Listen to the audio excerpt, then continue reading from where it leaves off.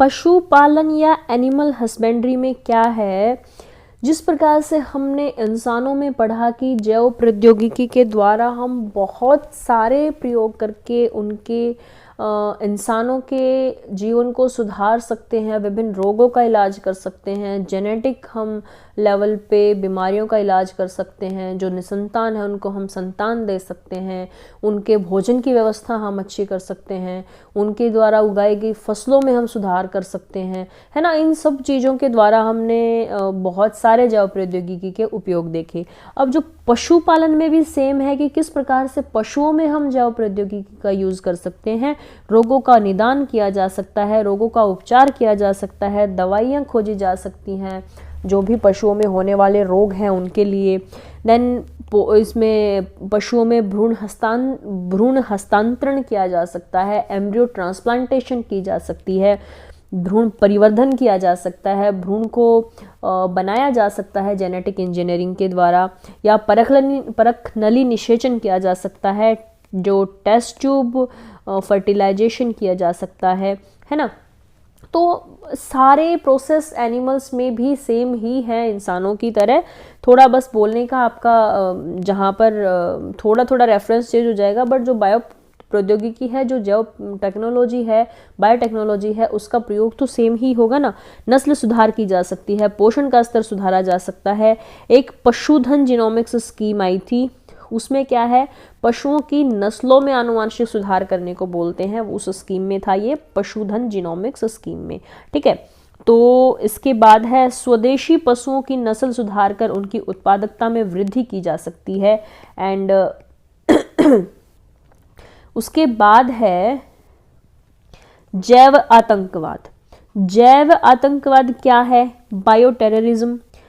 इसमें है जीवाणुओं, विषाणुओं या कोई भी जो ये सूक्ष्म जीव हैं, इनका प्रयोग अगर हम किसी बीमारी को फैलाने के लिए बड़े लेवल पे, फॉर एग्जांपल अमेरिका अगर मान लो पाकिस्तान में अगर ये सोचे कि हम पाकिस्तान में एक बीमारी का हम वायरस छोड़ दें एंड उससे पूरी जो जनसंख्या है पाकिस्तान की वो प्रभावित हो जाएगी, एंड इस लेवल पे अगर कोई बीमारी फैलाने का षड्यंत्र कर रहा है एक, तो उस चीज़ को हम बोलते हैं जैव हथियार बोलते हैं, जैव आतंकवाद बोलते हैं, बायो टेररिज्म बोलते हैं। कैसे कि किस प्रकार से विभिन्न रोग फैलाने वाले जो रोगाणु हैं या कोई भी बीमारी है उसको आप बड़े लेवल पे किसी को हानि पहुंचाने के लिए एंड एक षड्यंत्र के तौर पर अगर उसको हम यूज़ कर रहे हैं तो उसको बोलते हैं जैव आतंकवाद।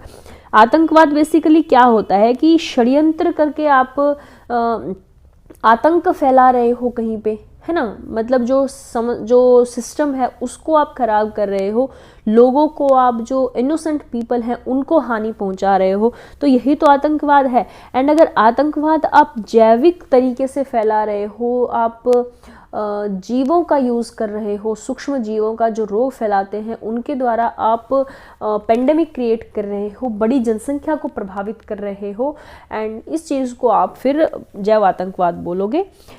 किसी राष्ट्र के विरुद्ध निर्दोष जन पशुओं या पौधों को गंभीर हानि पहुंचाने के लिए इस्तेमाल करना किसका, जीवाणुओं, विषाणुओं या जो सूक्ष्म जीव हैं जो बीमारी फैलाते हैं, ठीक है। अब इसमें 3 कैटेगरीज आ जाएंगी जैव आतंकवाद में, किसकी, जो जैविक पदार्थ हैं जो कि जो जैव हथियार के रूप में प्रयोग किए जा सकते हैं। पहली कैटेगरी है वर्ग ए, वर्ग बी एंड वर्ग सी, ये 3 कैटेगरी हैं।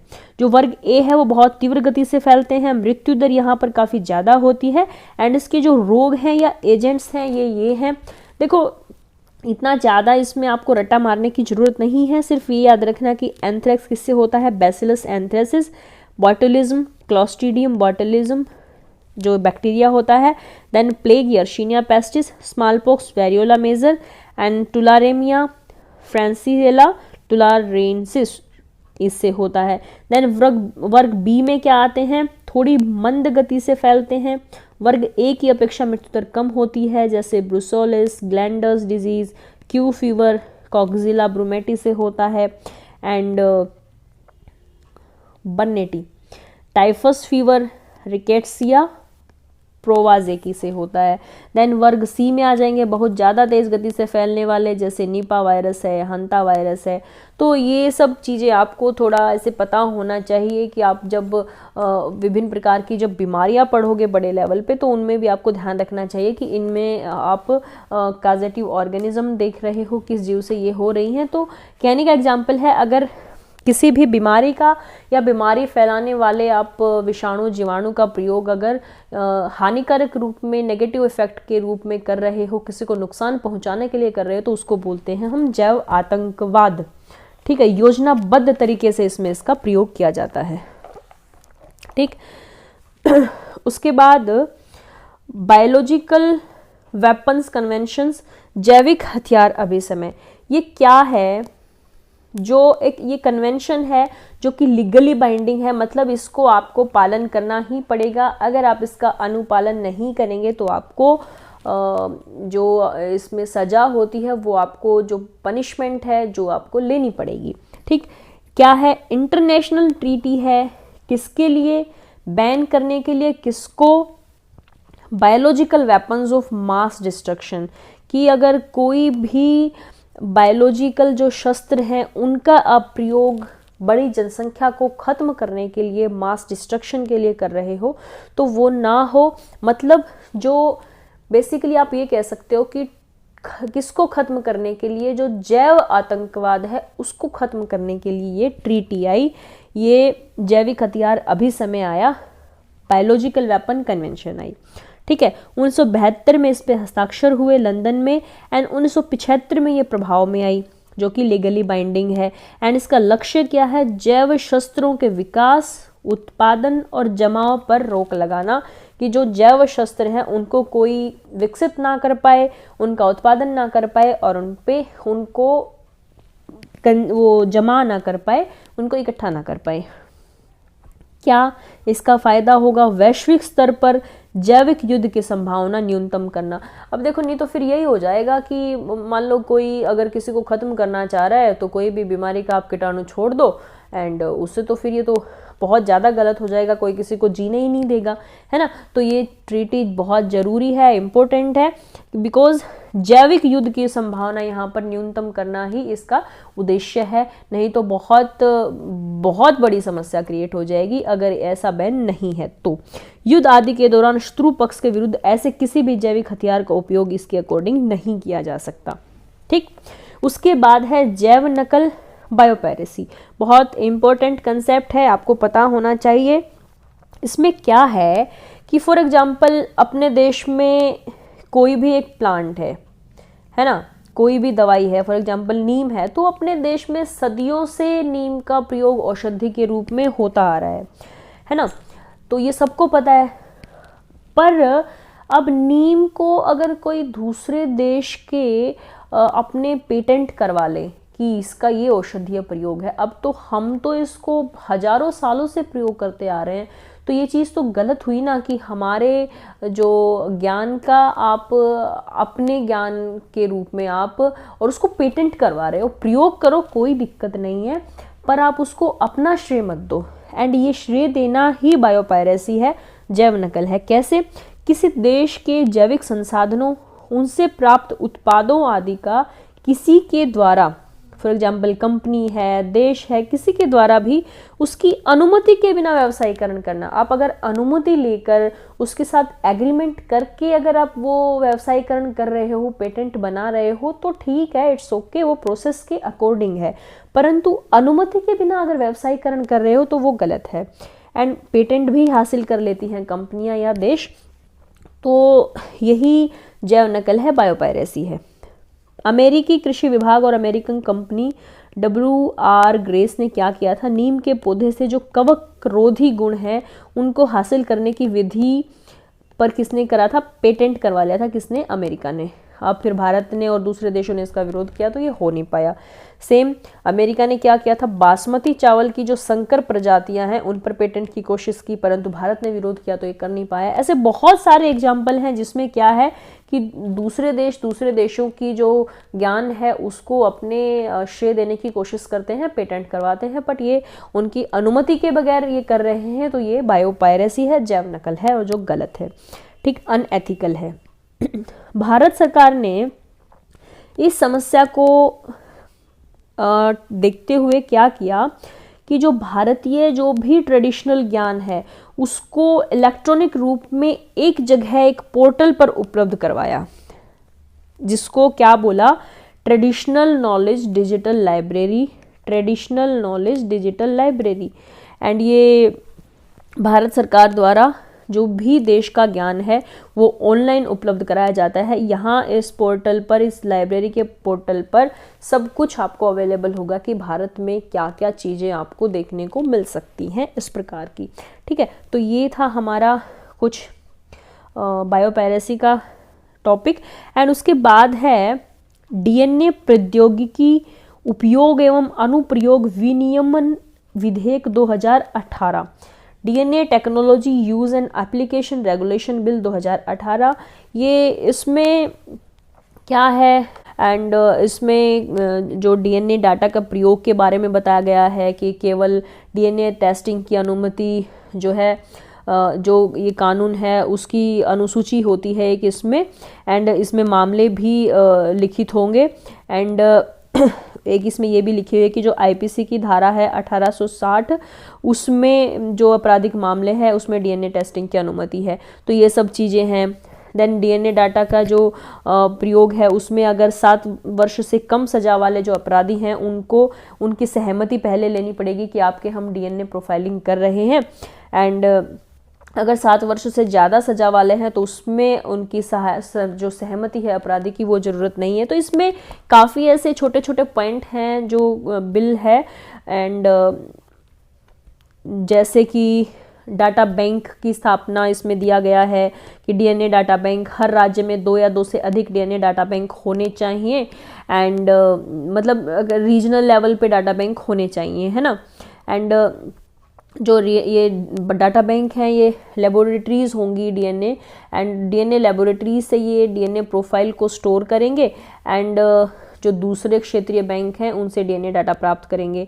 एंड ये कई सारी चीज़ों को आप बैलेंस रखना पड़ेगा डाटा बैंक को, जैसे जो भी क्राइम सीन का जो इंडेक्स था जो भी वहाँ से प्राप्त हुआ है उन चीज़ों को, या फिर जो भी संदिग्ध व्यक्तियों से संबंधित जो सूचनाएं हैं, वो अपराधियों से रिलेटेड जो चीज़ें हैं वो आपको जो मतलब जो भी डाटा है वो सब चीज़ें इनको सेफ रखनी पड़ेंगी। देन सूचना का संरक्षण, इनको सूचनाएं भी प्रिजर्व रखनी पड़ेंगी। मतलब इनको ऐसा नहीं है कि आप कभी भी कहीं भी इनका डाटा नहीं मिलेगा, वो डाटा इसके पास हमेशा अवेलेबल रहेगा। देन उसके बाद डीएनए रेगुलेटरी बोर्ड है। इसके अकॉर्डिंग बिल में क्या डीएनए रेगुलेटरी बोर्ड की स्थापना का प्रावधान है। एंड जो डीएनए डाटा बैंक है और डीएनए जो लेबोरेटरीज हैं उनकी निगरानी ये करेगा। एंड इसमें एक तो चेयरमैन होगा, जो कौन होगा, जो बायोटेक्नोलॉजी विभाग है उसका जो सचिव है वो बोर्ड का एक्स ऑफिशियो चेयरमैन होगा। ठीक है, एंड इसके चेयरमैन के अतिरिक्त 12 सदस्य भी होंगे। एंड तो मतलब 13 मेंबर का जो ये बोर्ड होगा। एंड इसमें फिर अलग अलग इनके डिटेल में वर्णन है, इन सब चीज़ों में आप ना पढ़ो। एंड बोर्ड के कार्य क्या होंगे, डीएनए लेबोरेटरीज या डाटा बैंक की स्थापना देखेगा, उनकी निगरानी करेगा, है ना। एंड सभी जो दिशा निर्देश हैं वो बेसिकली देगा। ठीक, उसके बाद है भारत में जैव प्रौद्योगिकी का क्या मतलब है। जो जैव प्रौद्योगिकी है वो कृषि, स्वास्थ्य, पर्यावरण और बहुत सारे क्षेत्रों में काफ़ी हेल्पफुल है एंड बढ़ावा ही मिल रहा है दिन प्रतिदिन। पर अगर गतिविधियों के विकास को हम देखें तो क्या है, एक जो कैबिनेट की वैज्ञानिक सलाहकार समिति थी उसके सिफारिश पर 1982 में राष्ट्रीय जैव प्रौद्योगिकी बोर्ड की स्थापना हुई, नेशनल बायोटेक्नोलॉजी बोर्ड की स्थापना हुई। एंड ये उसके बाद फिर 1986 में क्या हुआ, केंद्र सरकार द्वारा राष्ट्रीय जैव प्रौद्योगिकी जो बोर्ड हमने बनाया था, नेशनल बायोटेक्नोलॉजी बोर्ड का जो अपग्रेडेशन हुआ, उन्नयन हुआ किसके रूप में, डिपार्टमेंट ऑफ बायोटेक्नोलॉजी के रूप में। एंड 1986-87 में ही जो जैव प्रौद्योगिकी सूचना नेटवर्क, बायोटेक्नोलॉजी इंफॉर्मेशन नेटवर्क का स्थापना हुई, ये बनाया गया। एंड ये क्या करेगा, ये बायो इन्फॉर्मेटिक्स के अनुप्रयोग करेगा, बायो इन्फॉर्मेटिक्स या जैव सूचना विभाग के अनुप्रयोग के माध्यम से जैव प्रौद्योगिकी में अपना योगदान देगा। ठीक है, जो international centre for genetic engineering and biotechnology India में कहाँ है, दिल्ली में, एंड इसकी शाखाएं इटली या दक्षिण अफ्रीका में कई जगह हैं। तो हमने बायोटेक्नोलॉजी जैव प्रौद्योगिकी का अपना जो टॉपिक है वो कंप्लीट किया।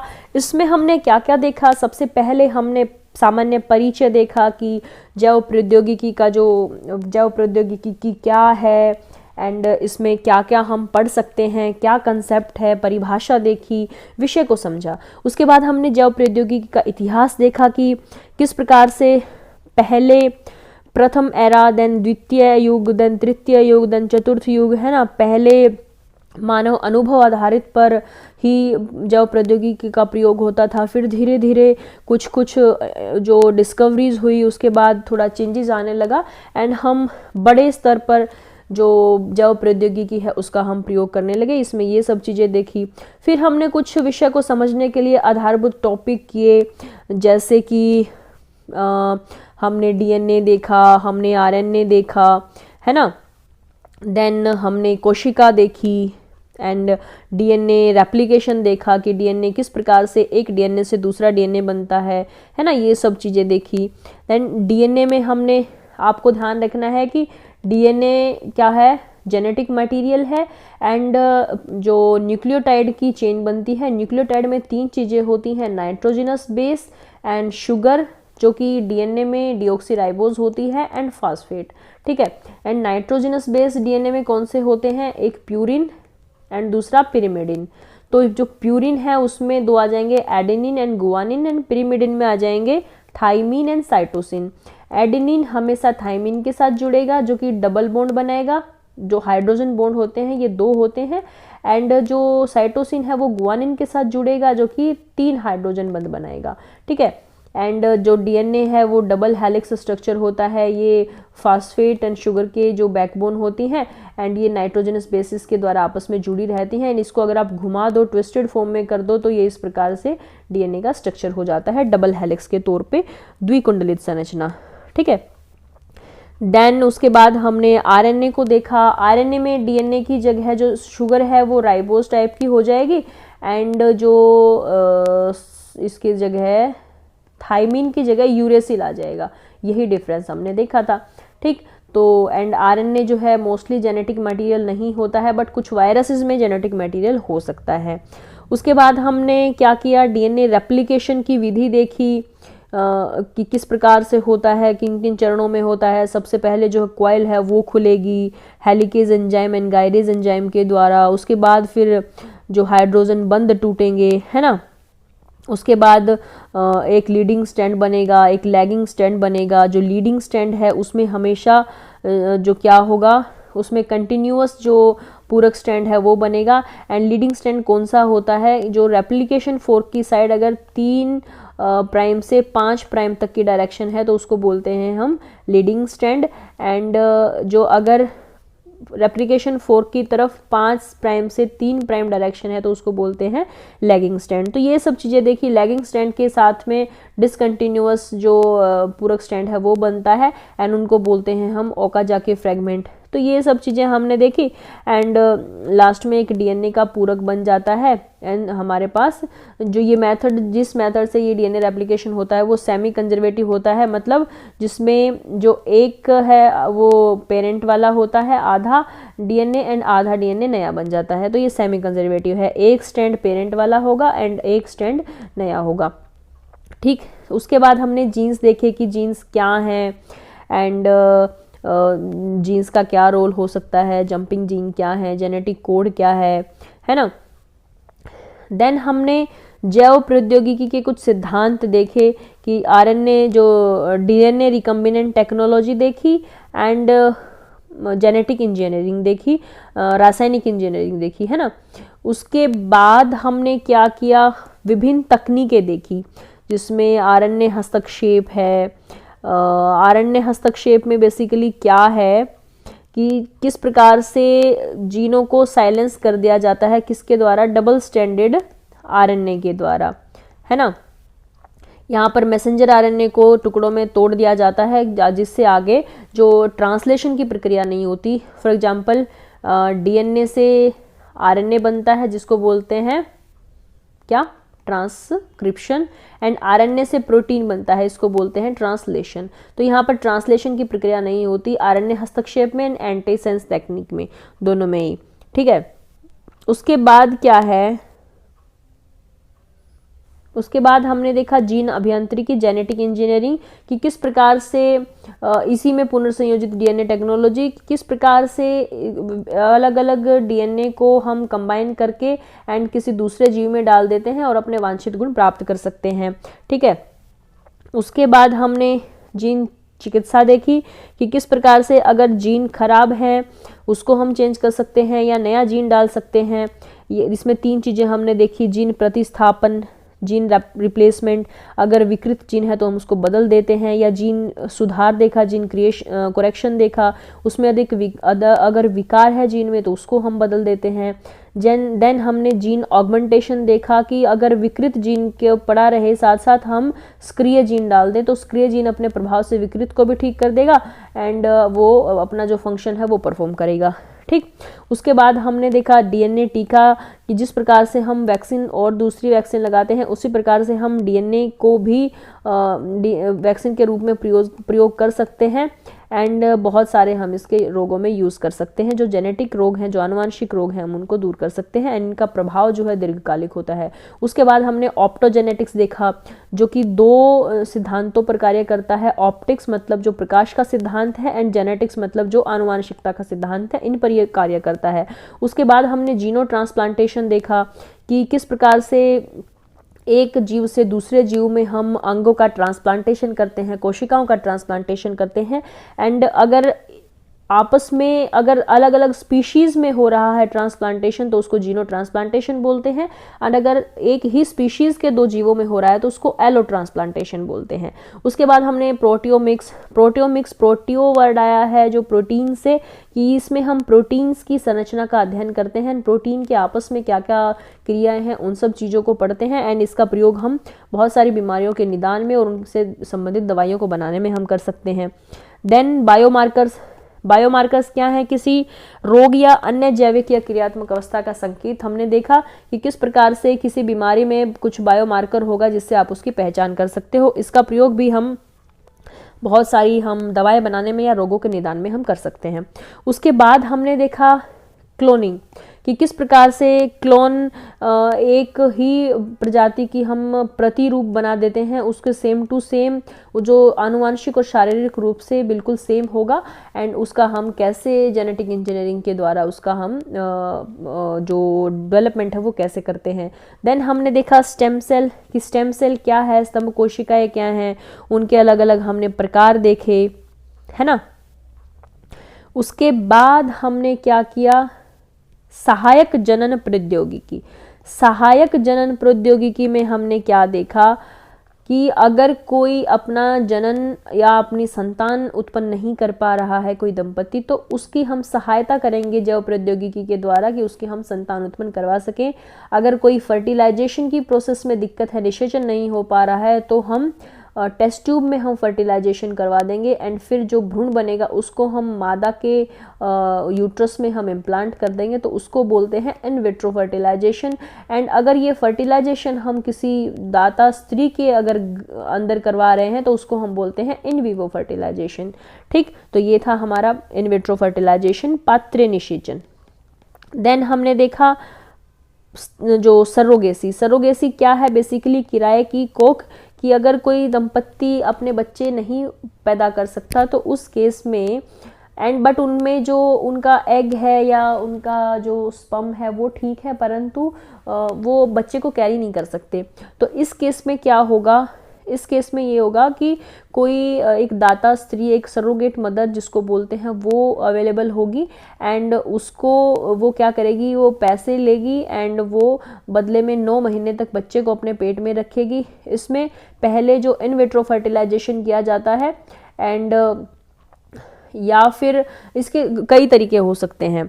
एक तो परंपरागत सरोगेसी है, इसमें क्या है, जो बच्चे के पिता के शुक्राणुओं को लेकर एंड सरोगेट मदर के अंदर डालकर निषेचन हो जाता है, तो ये इन विट्रो नहीं होता, ये परंपरागत है। इसमें हमने देखा जैसे जो प्रीति जिंटा थी एग्जाम्पल मूवी में, वो इसका किसका एग्जाम्पल है, परंपरागत सरोगेसी का एग्जाम्पल है। देन हमने देखा जेस्टेशनल सरोगेसी, इसमें क्या था, इसमें माता और पिता के दोनों के ही शुक्राणु और अंडाणु को लेके एंड इन विट्रो फर्टिलाइजेशन के द्वारा हम फर्टिलाइजेशन करवा देते हैं और जो भ्रूण बनता है उसको हम सरोगेट मदर में ट्रांसप्लांट कर देते हैं एंड वो फिर 9 महीने के बाद बच्चा पैदा करके वो दंपत्ति को सौंप देती है और फिर उसका उससे कोई लिंक नहीं रहता। तो ये है सरोगेसी, किराए की कोख जिसको हम बोलते हैं। इसमें जो सरोगेट मदर है वो बच्चे पैदा करती है किसी दंपत्ति के और फिर बच्चे पैदा करके सौंप देती है, उसके बाद उसका कोई रोल नहीं रहता।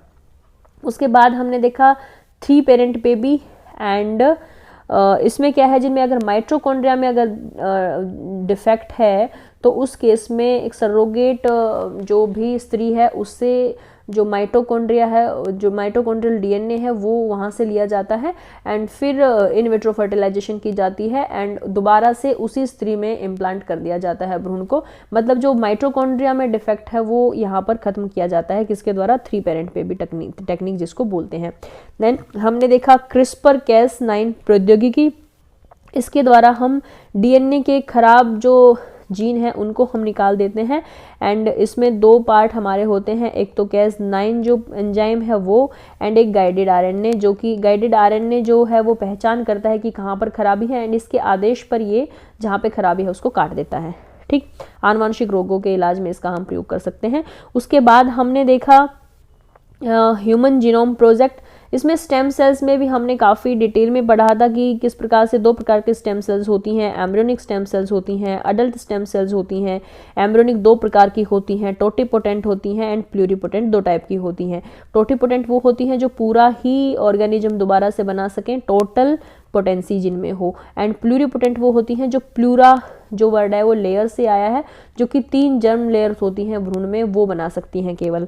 ठीक है, देन जो अडल्ट हैं वयस्क स्तंभ कोशिकाएं हैं उनमें भी हमने कई प्रकार पढ़े, multipotent, oligopotent, unipotent and induced pluripotent. ठीक है, इनके भी बहुत सारी बीमारियों में हम प्रयोग कर सकते हैं। उसके बाद हमने देखा ह्यूमन जीनोम प्रोजेक्ट, मानव जीनोम प्रोजेक्ट। इसमें हमने देखा कि किस प्रकार से इंसानों के जीनोम की अध्ययन इसमें किया जाता है, कि स्टडी इसमें की जाती है एंड इसमें बेसिकली जो बेस पेयर्स होते हैं डीएनए में, जो बेस पेयर्स होते हैं डीएनए में उनकी स्टडी यहाँ पर की जाती है एंड इंसानों में 4 बेस पेयर हैं, एडेनिन, गुआनिन, थाइमिन, साइटोसिन, किसमें, डीएनए में। एंड उसके बाद हमने देखा मानव जीनोम एडिटिंग कि किस प्रकार से जेनेटिक इंजीनियरिंग के द्वारा जीनोम में हम परिवर्तन कर सकते हैं और अपने वांछित गुण जो उत्पन्न प्राप्त कर सकते हैं और कुछ जो जेनेटिक डिसऑर्डर्स हैं उनका हम इलाज कर सकते हैं। देन जीनोम मानचित्रण, जीनोम मानचित्रण में क्या है कि जीनोम का हम टोटल जो सभी गुणसूत्र हैं डीएनए हैं उनको हम एक मानचित्र के रूप में दर्शा देते हैं, जिससे कि जीव के बारे में हमें पूरी इन्फॉर्मेशन मिल जाती है एंड इसमें हम किसी के माता पिता की जानकारी ले सकते हैं, कोई गुम हो गया है उसकी हम जानकारी ले सकते हैं, उसके हम ये कर सकते हैं कि यही वो इंसान है, पहचान कर सकते हैं बेसिकली। तो इन सब चीज़ों में इसका यूज़ होता है। उसके बाद हमने देखा जैसे इसी में था डीएनए फिंगरप्रिंटिंग, है ना, मतलब फोरेंसिक साइंस, फोरेंसिक साइंस में आ जाएगी DNA fingerprinting, polygraph test and narco test. Forensic science basically क्या है, जो भी न्याय प्रक्रिया है, जो आपराधिक मामले हैं उनको सुलझाने में जिन जिन टेक्नोलॉजीज़ का यूज़ किया जाता है वो आती हैं फोरेंसिक साइंस में।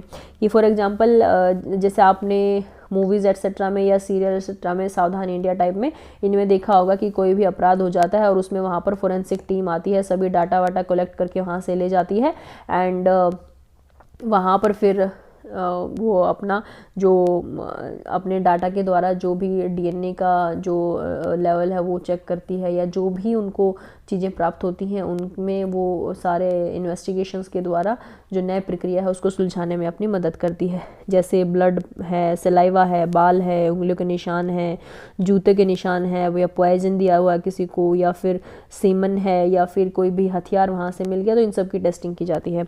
उसके बाद है पॉलीग्राफ टेस्ट। पॉलीग्राफ टेस्ट में क्या किया जाता है, ये बेसिकली झूठ पकड़ने वाली तकनीक है जिसमें कि बातचीत को एक ग्राफ के साथ हम करते हैं, मतलब बातचीत का ग्राफ हम इसमें नोटिस करते हैं। और अगर कोई इंसान झूठ बोलता है तो वो स्वाभाविक रूप से ऐसा होता है कि उसके दिल की धड़कन या सांस लेने की या बीपी उसका बढ़ जाता है, तो इन सब चीज़ों को इसमें नोट करते हैं। बट अगर बहुत प्रोफेशनल लोग होते हैं जो पॉलीग्राफ टेस्ट का जो प्रैक्टिस करते हैं तो वो इसमें नहीं पकड़े जाते। ठीक, उसके बाद है नार्को टेस्ट। ये है अर्धमूर्छित अवस्था में अगर सेमी कॉन्शियस स्टेट में उसको ले जाकर ड्रग देते हैं एंड उसको मूर्छित अर्धमूर्छित अवस्था में ले जाते हैं, तब उससे चीज़ें पूछे जाते हैं। उस केस में जैसे पॉलीग्राफ टेस्ट में अगर इंसान झूठ बोल सकता है प्रैक्टिस के द्वारा, बट नार्को टेस्ट में झूठ बोलने की संभावना कम हो जाती है। बट यहाँ पर भी कुछ केस फ्रॉड ऐसे देखे गए हैं। ठीक है, उसके बाद है ब्रेन मैपिंग, भी इसी में आता है। उसमें भी सेम है कि यहाँ पर P300 तरंगों की स्टडी की जाती है। अगर इंसान यहाँ पर अगर अपराध से रिलेटेड है तो उसके दिमाग में ये तरंगे उत्पन्न होंगी। अगर ये तरंगे आ गई मशीन में तो इसका मतलब जो अपराधी है उसका संबंध उस अपराध से है, जो भी इंसान है उसका संबंध उस अपराध से है। उसके बाद हमने जीन डोपिंग देखा कि कैसे जेनेटिक लेवल पे चेंजेस करके एंड अपना जो परफॉर्मेंस है वो खिलाड़ी सुधारते हैं, है ना। देन हमने देखा क्रायोबायोलॉजी। उसमें उससे पहले भी हमने कुछ जैसे बायोमेट्रिक्स से पहले हमने ब्लड डोपिंग देखा था। एंड बायोमेट्रिक्स क्या है, इसमें कि जो बायोलॉजिकल जो साइंस होते हैं, जो जैविक गुण होते हैं, उनके आधार पर पहचान का निर्धारण किया जाता है। जैसे बायोमेट्रिक्स मशीन लगी होती हैं ऑफिस, हॉस्पिटल, स्कूल्स, लाइब्रेरी, इन सब में, तो ये सब बायोमेट्रिक्स में हमने देखा। एंड उसके बाद हमने देखा क्रायोबायोलॉजी। क्रायोबायोलॉजी में क्या था कि कम तापमान पर जैविक पदार्थों का संरक्षण किस प्रकार से किया जाता है। जैसे -196 डिग्री सेल्सियस तापमान पर जो जैविक पदार्थ हैं उनको संरक्षण करा जाता है एंड उनको हम बोलते हैं जर्म प्लाज्म संरक्षण। एंड इसका प्रयोग जो सर्जरी में किया जाता है। एंड यहाँ पर liquid nitrogen and dimethyl sulphide का प्रयोग संरक्षक के रूप में किया जाता है। उसके बाद हमने जैव प्रौद्योगिकी के अनुप्रयोग किए, एप्लीकेशंस करी कि किस प्रकार से जैव प्रौद्योगिकी का विभिन्न क्षेत्रों में यूज़ किया जा सकता है, जैसे स्वास्थ्य के क्षेत्र में, पर्यावरण के क्षेत्र में, कृषि के क्षेत्र में, उद्योग के क्षेत्र में, इन सब में हमने डिटेल में देखा। एंड उसके बाद हमने जैव आतंकवाद किया कि किस प्रकार से जो जैविक जो छोटे छोटे सूक्ष्म जीव हैं उनका प्रयोग हम किसी को हानि पहुंचाने के लिए बड़े लेवल पर योजनाबद्ध तरीके से बीमारियां फैलाने के लिए, बड़ी जनसंख्या को प्रभावित करने के लिए कर रहे हैं, तो उसको हमने बोला जैव आतंकवाद। एंड इसी को रोकने के लिए जैविक हथियार अभी समय बायोलॉजिकल वेपन कन्वेंशन आया जो कि लीगली बाइंडिंग है एंड जिसका पालन करना, अनुपालन करना हमारे लिए, सबके लिए ज़रूरी है।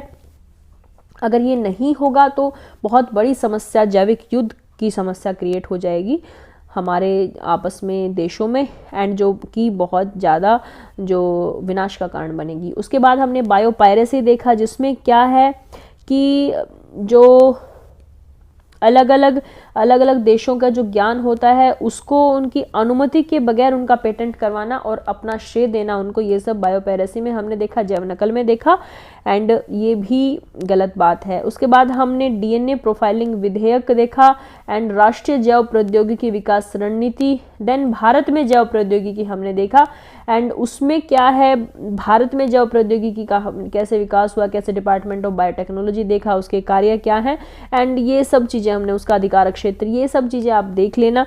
एंड होप आपको अच्छे से समझ में आया होगा। अभी हम थोड़े क्वेश्चन भी करेंगे एंड मुझे नहीं लगता आपको कोई इशू होगा बायोटेक्नोलॉजी में अब, तो अभी हम क्वेश्चन करते हैं। हमारा पहला क्वेश्चन है आरएनए इंटरफेरेंस पर।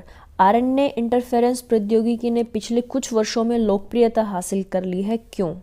आरएनए इंटरफेरेंस हम टेक्नोलॉजी पढ़ चुके एंड इस क्वेश्चन को आप सोल्व करना, पॉज करके वीडियो एंड बताना इसका आंसर क्या है। ठीक है, पहला ऑप्शन है यह जीन अनअभिव्यक्तिकरण, जीन साइलेंसिंग रोगोपचारों के विकास में प्रयुक्त होता है।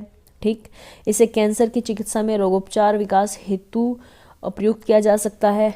ठीक, इसे हार्मोन प्रतिस्थापन रोगोपचार विकसित करने हेतु प्रयुक्त किया जा सकता है। यहाँ पर इसमें हम, ये ठीक नहीं है, इसको देखेंगे क्यों ठीक नहीं है। उसके बाद है इसे ऐसी फसल पादपों को उगाने के लिए प्रयुक्त किया जा सकता है जो विषाणु रोगजनकों के लिए प्रतिरोधी हो, ये भी सही है। तो ये चीज़ें तो हम पढ़ चुके हैं। अब हार्मोन प्रतिस्थापन रोगोपचार, इसका मतलब क्या है कि जो हार्मोन रिप्लेसमेंट की जाती है, मतलब क्या है कहने का कि यहाँ पर हार्मोन जो है वो प्रोटीन से ही बेसिकली, ये क्वेश्चन क्यों दिया गया है कि आपको आरएनए इंटरफेरेंस जो तकनीक है वो समझ में आई कि नहीं आई, कि आरएनए इंटरफेरेंस क्या है, कि यहाँ पर double standard RNA messenger RNA को तोड़ देता है, या फिर ये कह सकते हैं सिंपल टर्म में कि यहाँ पर प्रोटीन जो बनने का कार्य है वो रोका जाता है, हस्तक्षेप किया जाता है उसमें, किसके द्वारा, डबल स्टैंडर्ड आरएनए के द्वारा, इसीलिए इसको बोलते हैं आरएनए इंटरफेरेंस तकनीक। ठीक है, तो यहाँ पर प्रोटीन नहीं बनेगा। अब हार्मोन प्रतिस्थापन में क्या होगा, प्रोटीन एंजाइम्स ही हार्मोन्स होते हैं, है ना, तो प्रोटीन्स बनेंगे ही यहाँ पर, तभी तो प्रतिस्थापन होगा, रिप्लेसमेंट होगी।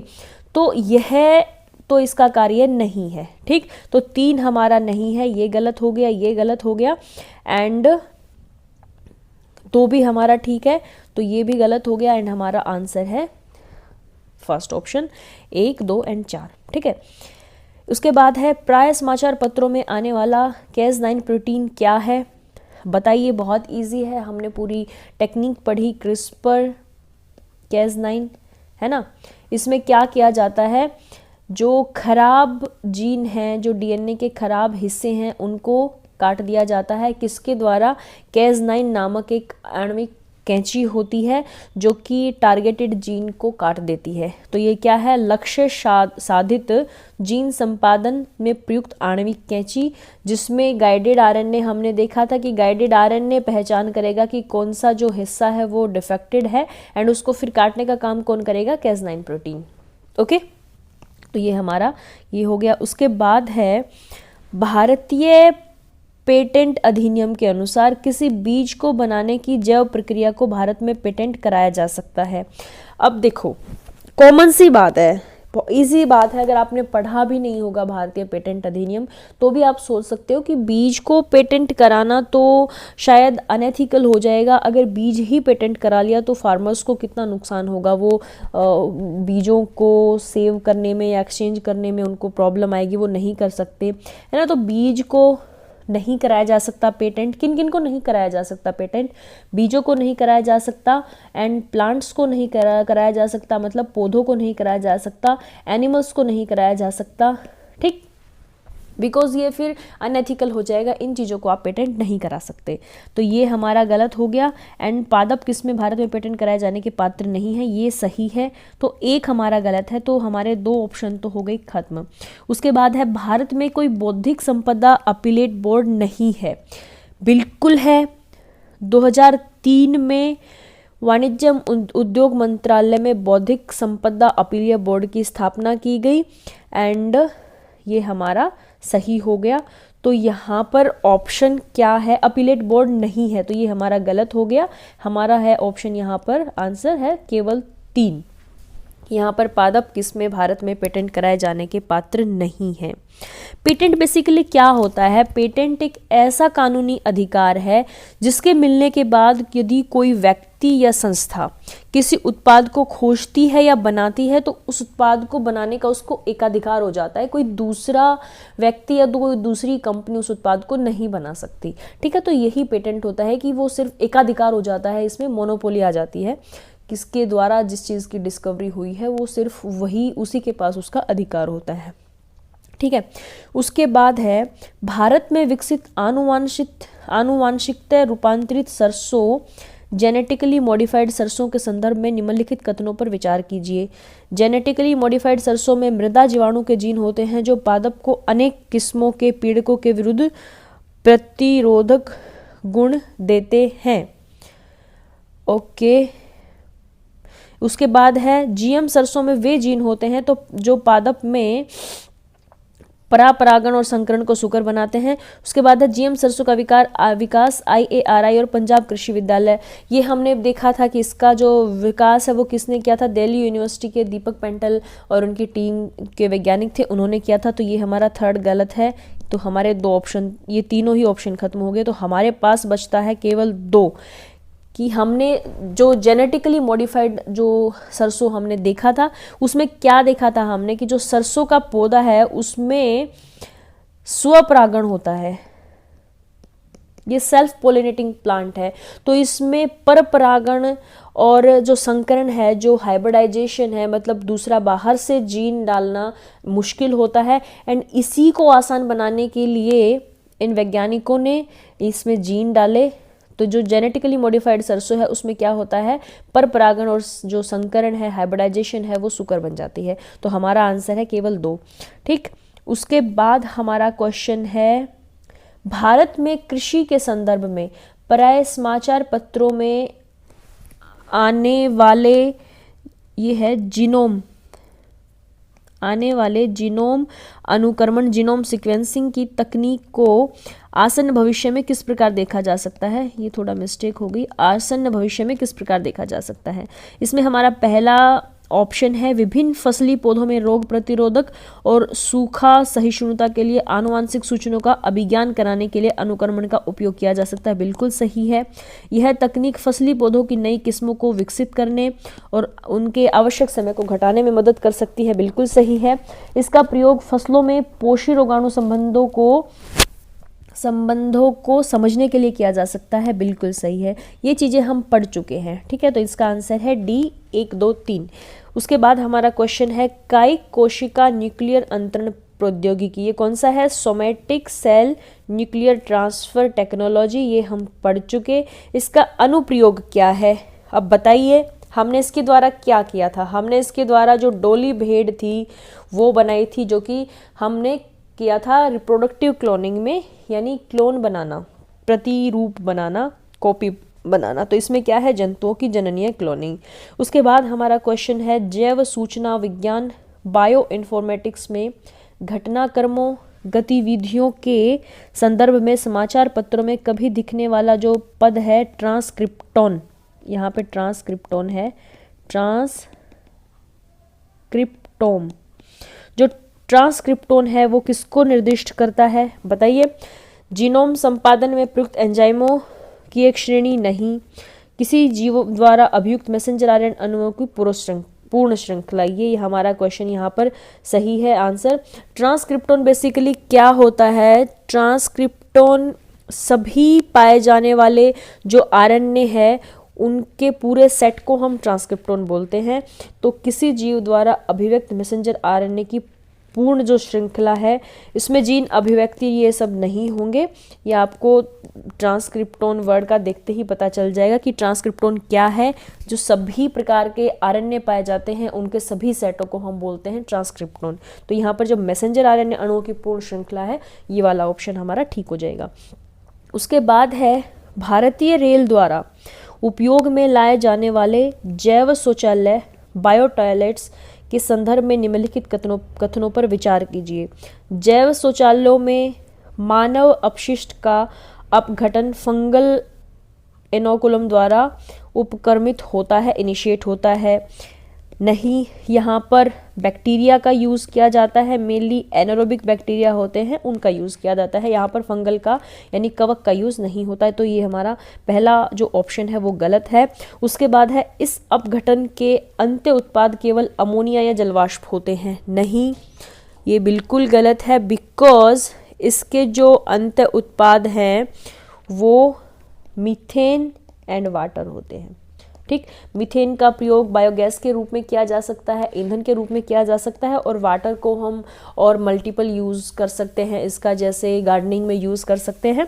ठीक है, बायो टॉयलेट्स भारतीय रेलवे द्वारा जो उपयोग में किए जाने वाली एक जो वेस्ट मटेरियल का जो निपटान है उसका एक तरीका है कि जहाँ से एनर्जी भी हम प्राप्त कर सकें और जो अच्छे से जो मैनेजमेंट उसकी हो सके बेसिकली। ठीक है, उसके बाद है, किसी व्यक्ति के जीवमितीय पहचान बायोमेट्रिक आइडेंटिफिकेशन हेतु अंगुली छाप कर्म वीक्षण के अलावा निम्नलिखित में से कौन सा प्रयोग में लाया जा सकता है। कह रहा है कि यहाँ पर आपके फिंगरप्रिंट्स के अलावा कौन कौन सी चीज़ें यूज़ में लाई जा सकती हैं बायोमेट्रिक्स में, ये हम देख चुके हैं। परितारिका बोलते हैं आइरिस को, जो आँख में होता है, एंड देन दृष्टिपटल रेटाइना, आँख की जो दोनों चीज़ें हैं, आइरिस और रेटिना, इनका प्रयोग बायोमेट्रिक्स में किया जाता है। एंड वाक अभिज्ञान, जो वाणी है उसका भी प्रयोग इसमें किया जाता है। तो ये तीनों ही हमारे ऑप्शन सही हो जाएंगे, आंसर हो जाएगा 1, 2, 3।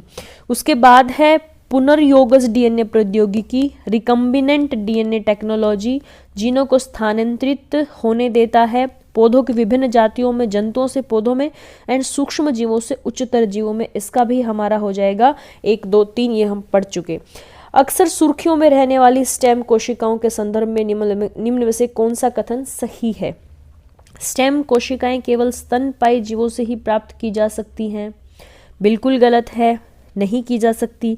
तो एक हमारा गलत हो गया, तो ये तो हमारे एलिमिनेट हो गई। दूसरा है स्टेम कोशिकाएं नई औषधियों को परखने के लिए प्रयुक्त की जा सकती हैं, बिल्कुल की जा सकती हैं। स्टेम कोशिकाएं चिकित्सा थेरेपी के लिए प्रयोग की जा सकती हैं, बिल्कुल की जा सकती हैं। तो हमारा आंसर हो गया 2 और 3। उसके बाद है भारत में बीटी बैंगन के प्रवेशन पर लोगों के विरोध के कारण क्या हैं? भारत में बीटी बैंगन का विरोध किया गया, इसके जो बेसिकली 2 कारण थे। पहला है बीटी बैंगन की रचना, इसके जीनोम में मृदा कवक के जीन को प्रवेश, मृदा कवक तो नहीं था, हमने देखा था इसमें जो बैसिलस thuringiensis बैक्टीरिया के क्राई जीन को यहाँ पर इनोकुलेशन किया था, प्रवेश कराया था। तो ये हमारा ऑप्शन 1 तो गलत हो गया, तो 2 तो हमारे एलिमिनेट हो गई, हमारे जो स्टैटिक नॉलेज हमें था उसके द्वारा। उसके बाद है एक आशंक, बीटी बैंगन के बीज टर्मिनेटर बीज है, जिसके कारण किसानों को प्रत्येक मौसम के पहले बीज कंपनियों से बीज खरीदना पड़ता है, ऐसा नहीं है। एक आशंका है कि बीटी बैंगन के उपभोग का स्वास्थ्य पर विपरीत प्रभाव पड़ सकता है, ये भारत में मिथ है। देन यह भी चिंता है कि बीटी बैंगन के प्रवेशन से जैव विविधता पर भी विपरीत प्रभाव हो सकता है, ये भी बात सही है। तो भारत में इन 2 कारणों के कारण ही बीटी जो बैंगन है, ब्रिंजल है, उसका विरोध हुआ। कौन से? केवल 3 और 4। उसके बाद हमारा क्वेश्चन है वर्तमान में वैज्ञानिक किसी गुणसूत्र में जीन इकाइयों का विन्यास अथवा उनकी सापेक्षिक स्थिति अथवा डीएनए अनुक्रमों को निर्धारित कर सकते हैं। यह ज्ञान हमारे लिए किस प्रकार उपयोगी है? कि जीन जो है वो चेंज किए जा सकते हैं एंड किसी दूसरे ऑर्गेनिजम्स में डाले जा सकते हैं। तो ये ज्ञान हमारे लिए किस प्रकार उपयोगी है? उसकी मदद से पशुधन की वंशावली जानी जा सकती है, ठीक। उसकी मदद से सभी मानव रोगों के कारण ज्ञात हो सकते हैं। सभी मानव रोगों के कारण ज्ञात नहीं हो सकते, जो जेनेटिक डिसऑर्डर्स हैं उनके कारण ज्ञात हो सकते हैं। तो हमारा 2 गलत है, तो हमारे ये ऑप्शंस एलिमिनेट हो गए। हमारे पास बचता है केवल 1 और 3। उसके बाद हमारा क्वेश्चन है बैंगन की आनुवांशिक अभियांत्रिकी से उसकी एक नई किस्म बीटी बैंगन विकसित की गई। इसका लक्ष्य क्या है? नाशक जीव सह बनाना। उसके बाद है इसे अधिक स्वादिष्ट और पौष्टिक बनाना, इसे जलाभाव सह बनाना, इसकी निधानी आयु घटाना। इसमें हमारा पहला ऑप्शन सही है, इसे नाशक जीव सह बनाना। इस पे जो कीटनाशक द्रव्य है उनका प्रभाव नहीं पड़ता। उसके बाद है कीटनाशक द्रव्य नहीं, इसमें जो कीटनाशक हैं, जो कीट हैं, उनका प्रभाव नहीं पड़ता, ठीक। उसके बाद है क्वेश्चन जननिक परिवर्तित सुनहरा चावल जो गोल्डन राइस है मानव की पोषण आवश्यकताओं की पूर्ति के लिए इंजीनियरित किए गए हैं, ठीक है। निम्नलिखित में से कौन सा एक कथन सुनहरे चावल की विशेषता को सबसे अच्छी तरह वर्णित करता है? हम पढ़ चुके हैं गोल्डन राइस, एंड इसमें हम क्या ऑप्शन देखेंगे? उसके दानों का ऐसे जीनों से प्रबलीकरण किया जाता है जिससे वह दूसरी उच्च पैदावार किस्मों की तुलना में प्रति एकड़ 3 गुना पैदावार देते हैं। उसके दोनों में प्रो विटामिन ए पाया जाता है जिसका अंतर्ग्रहण करने पर मानव शरीर में विटामिन ए में परिवर्तित हो जाता है। उसके परिवर्तित जीन सभी 9 आवश्यक अमीनो एसिड के संश्लेषक हो सकते हैं। विटामिन डी के प्रबलीकरण के कारक हैं। नहीं, ये भी नहीं है, ये भी नहीं है, एंड हमारा आंसर है बी। उसके दानों में प्रो विटामिन ए होता है, बीटा कैरोटीन पाया जाता है, and beta carotene vitamin A के संश्लेषण में महत्वपूर्ण है। उसके बाद है मॉन 863 मक्का की एक किस्म है, यह निम्नलिखित किस एक कारण से समाचारों में थी? यह थी जननिक परिवर्तित किस्म है जिसमें नाशी जीव प्रतिरोधक क्षमता है, जिस पर जो कीट हैं वो इस पर प्रभाव नहीं डालती। उसके बाद हमारा क्वेश्चन है, निम्नलिखित में से कौन से युग्म सही सम्मिलित हैं? राष्ट्रीय कोशिका केंद्र विज्ञान मैसूर नहीं है, ये पुणे में स्थित है महाराष्ट्र में। तो एक हमारा गलत हो गया, एक गलत हो गया, तो हमारे 3 ऑप्शंस एलिमिनेट हो गए एंड हमारा आंसर आ गया केवल 2 और 3। ठीक, राष्ट्रीय मस्तिष्क अनुसंधान केंद्र है गुड़गांव में, जो कि हरियाणा में है, and centre for DNA fingerprinting and diagnosis है हैदराबाद। ओके, उसके बाद है जेनेटिक इंजीनियरिंग में निम्न में से किसका प्रयोग किया जाता है? जेनेटिक इंजीनियरिंग में से प्रयोग किया जाता है प्लाज्मिड, जो कि हम पहले पढ़ चुके। प्लाज्मिड क्या है? प्लाज्मिड है जो एक्स्ट्रा क्रोमोसोमल डीएनए मॉलिक्यूल होता है, जो कि कोशिका के साइटोप्लाज्म में बिखरा रहता है और जो कि ये रेप्लिकेट बहुत फास्ट होता है। इसको क्रोमोसोम्स की गुणसूत्रों की ज़रूरत नहीं होती अपनी रेप्लिकेशन के लिए। तो इसका प्रयोग हम जो जेनेटिक इंजीनियरिंग है उसमें करते हैं एंड ये बेसिकली प्रोटोजोआ एंड बैक्टीरिया में होता है। ठीक, उसके बाद है डॉली सर्वप्रथम क्लोन की गई स्तनी थी, बिल्कुल सही है। डॉली पात्र निषेचन विधि द्वारा उत्पन्न की गई थी, हमारा जो आर है वो गलत है, ए सही है। क्यों? क्योंकि हम पढ़ चुके डॉली को हमने सोमेटिक सेल न्यूक्लियर ट्रांसफर विधि द्वारा बनाया था, जो कि हमने क्लोनिंग विधि में पढ़ा था। क्लोनिंग में भी हमने रिप्रोडक्टिव क्लोनिंग में पढ़ा था। ठीक है, उसके बाद है हमारा परखनली शिशु के मामले में निषेचन परखनली के अंदर होता है, शिशु का परिवर्धन परिखनली के अंदर होता है, ये तो बिल्कुल ही गलत है। निषेचन माता के शरीर के बाहर होता है। अनिषेचित अंड का परखनली के अंदर परिवर्धन होता है, ये गलत है। तो इसमें हमारा जो सही आंसर हो जाएगा कि ये हो जाएगा निषेचन माता के शरीर से बाहर होता है। इन दोनों में अगर आप कंपैरिजन करोगे ए में और सी में, तो आपको ज़्यादा जो ऑथेंटिक लगेगा वो यही है कि निषेचन माता के शरीर से बाहर होता है। जरूरी नहीं सिर्फ परखनली के अंदर ही हो, और भी इसके जो तरीके हो सकते हैं। उसके बाद है जीव के क्लोन के संबंध में निम्न में से कौन सा कथन सही है? क्लोन में माता पिता दोनों के लक्षण आते हैं, नहीं। क्लोन अलैंगिक विधि से उत्पन्न किया जाता है, सही है। इसको कंसिडर करके देखते हैं, बाकी ऑप्शंस पढ़ते हैं। एक समान जुड़वा एक ही जीव के क्लोन होते हैं, नहीं। इसके बाद एक जीव के 2 क्लोन एक समान नहीं होते हैं, एक समान ही होंगे, ये भी गलत है। तो हमारा जो सही आंसर हो गया, क्लोन अलैंगिक विधि से उत्पन्न किया जा सकता है। एसेक्सुअल रिप्रोडक्शन के द्वारा क्लोन हमारे प्राप्त किए जाते हैं, ये हम पढ़ चुके हैं। उसके बाद हमारा है आनुवांशिक अभियंत्रण जेनेटिक इंजीनियरिंग के निम्नलिखित प्रभावों पर विचार कीजिए। रोग प्रतिरोध, वृद्धि वर्धन, जंतु क्लोनिंग, मानव क्लोनिंग। कुछ सफलता के साथ परीक्षित किए गए हैं। सफलता अब देखो मानव क्लोनिंग में नहीं की गई है, कभी भी मानव का क्लोन नहीं बनाया गया है। तो जहाँ पर 4 ऑप्शन है उसको एलिमिनेट कीजिए, ये गया, ये गया एंड ये गया। तो हमारा आंसर हो गया 1, 2, 3, रोग प्रतिरोध, वृद्धि वर्धन एंड जंतु क्लोनिंग। ठीक है, जंतु क्लोनिंग हमारा एग्जाम्पल है डॉली भेड़।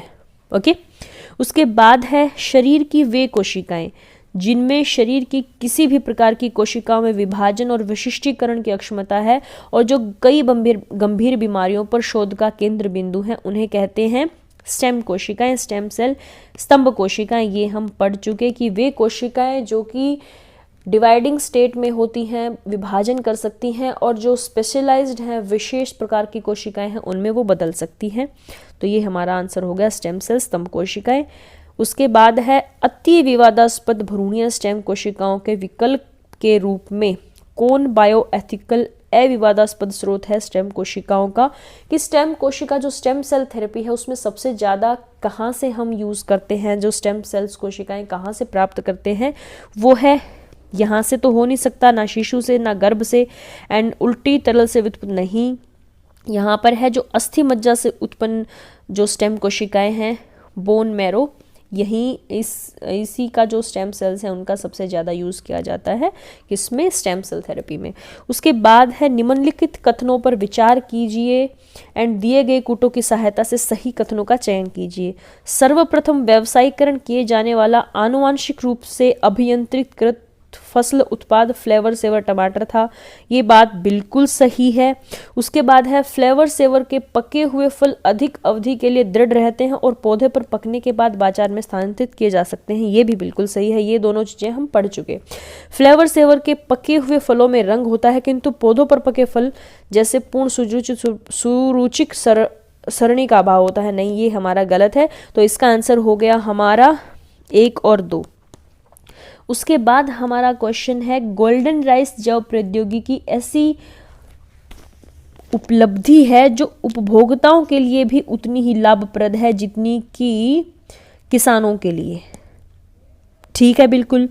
इस चावल का पीलापन बीटा कैरोटीन की अधिक मात्रा को प्रदर्शित करता है जो यौगिक शरीर में विटामिन ए परिवर्तित होता है। सही है, बिल्कुल, दोनों ही सही हैं और इसका सही कारण है क्यों? क्योंकि उपभोक्ताओं को विटामिन ए मिलता है, बीटा कैरोटीन मिलता है, जिससे विटामिन ए का निर्माण होता है। एंड जितना कि किसानों के लिए, किसानों को तो इससे लाभ मिलता ही मिलता है। उनकी जो उत्पादकता बढ़ती है, उनकी प्रोडक्टिविटी बढ़ती है, साथ में जो उपभोक्ता हैं जो इसको खरीदते हैं उनको विटामिन ए संश्लेषण में ये उपयोगी है। एंड जीरोप्थेल्मिया जो रोग है वो नहीं होता, ये हम पढ़ चुके हैं। ठीक है, तो ये हमारा दोनों सही है और जो आर है, जो रीज़न है, वो असर्शन का हमारा बिल्कुल सही कारण है। उसके बाद है विश्व में लगभग 250 लाख बच्चों को प्रभावित करने वाली विटामिन ए की हीनता से लड़ने की अक्षमता वाले गोल्डन राइस की प्रमुख उपयोगिता उसके दाने में किसकी प्रचुरता के कारण होती है? ये हम पढ़ चुके, बीटा कैरोटीन, जिससे कि विटामिन ए का निर्माण होता है। एंड जीरोप्थेल्मिया जैसे जो बीमारी है वो नहीं होती। उसके बाद James D Watson and Crick का संबंध निम्नलिखित में से किसकी खोज से है? ये भी हम देख चुके। डीएनए की संरचना की खोज किसने की थी? वाटसन एंड क्रिक ने। उसके बाद है डीएनए को किसने अंत्यपात्र में बनाया? आर्थर कॉर्नबर्ग, ए। उसके बाद है बायोचिप में क्या होता है? बायोचिप बेसिकली सेट होता है जिसमें एक स्ट्रॉन्ग सबस्ट्रेट पर रख दिया जाता है और बहुत सारे एक्सपेरिमेंट किए जाते हैं एंड जीवों से संबंधित सभी जो जानकारियां हैं वो प्राप्त की जा सकती हैं। तो इसमें क्या होता है? डीएनए, आरएनए एंड प्रोटीन, ये तीनों ही चीज़ें बायोचिप में होती हैं। उसके बाद है जेनिको प्रौद्योगिकी क्या है? एड्स से बचने की रक्षा पद्धति नहीं। खाद्य फसलों की प्रजाति को विकसित करने की विधि नहीं। आनुवांशिक रोगों की पूर्ण सूचना प्राप्त करने की तकनीक बिल्कुल सही है। मोतियाबिंद से बचने की तकनीक नहीं। तो ये हमारा आंसर है ये सी। उसके बाद है निम्नलिखित में से कौन सा कार्य जैव प्रौद्योगिकी श्रेणी में आता है? औद्योगिक प्रक्रमों में जीवधारी अथवा उनसे प्राप्त पदार्थों का उपयोग। ओके, देखो सही लग रहा है बट इसको कंसिडर करेंगे और बाद के जो ऑप्शंस है वो पढ़ो। जैव अन्वेषण में प्रयुक्त होने वाली वस्तु का उत्पादन करने के लिए वाणिज्यिक उद्योगों के प्रक्रम का आधुनिकीकरण नहीं। जैविक विकृतियों का अनुसंधान करने के लिए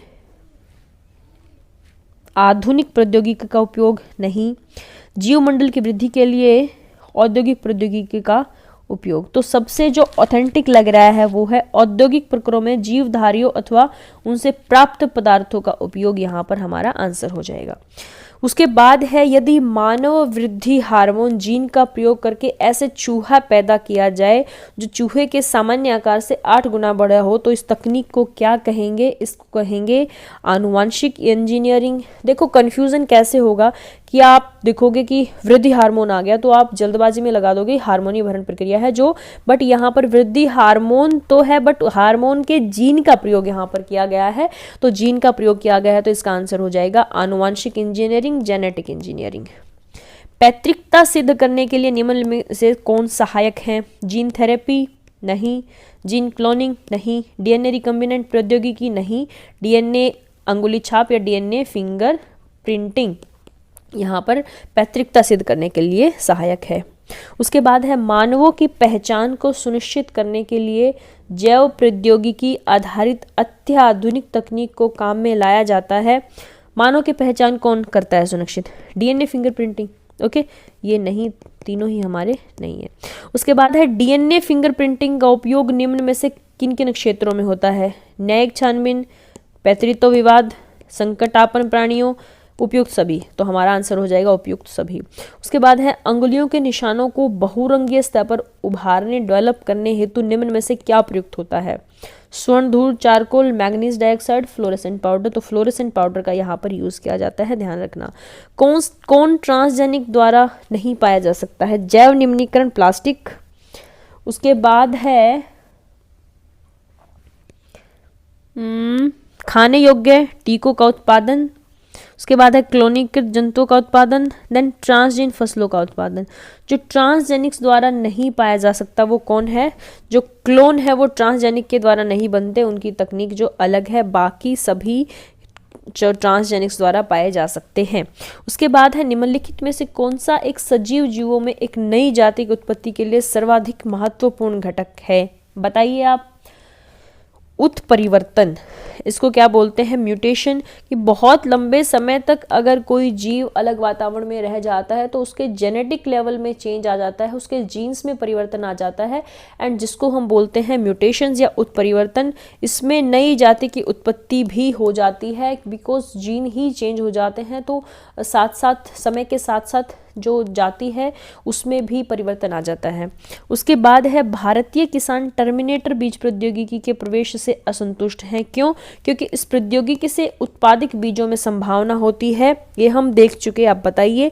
खराब अंकुर दिखने की नहीं, उच्च गुणवत्ता के बावजूद अल्प उपज वाले पौधे बनने की नहीं, लैंगिक रूप से बांझ पौधों के उगने की नहीं, अंकुरक्षम बीज बनाने में असमर्थ पौधे की। ये सही है हमारा कि इनका जो बीज है वो पौधों को बनाने में समर्थ नहीं होता है।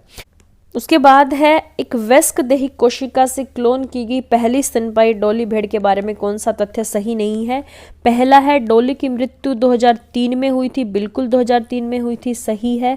जिसमें कैसे हुई थी? फेफड़ों की बीमारी के कारण हुई थी, तो हमारा दूसरा भी सही हो जाएगा। एंड डॉली जो है वो स्कॉटलैंड में पैदा हुई थी, तो ये भी हमारा सही है।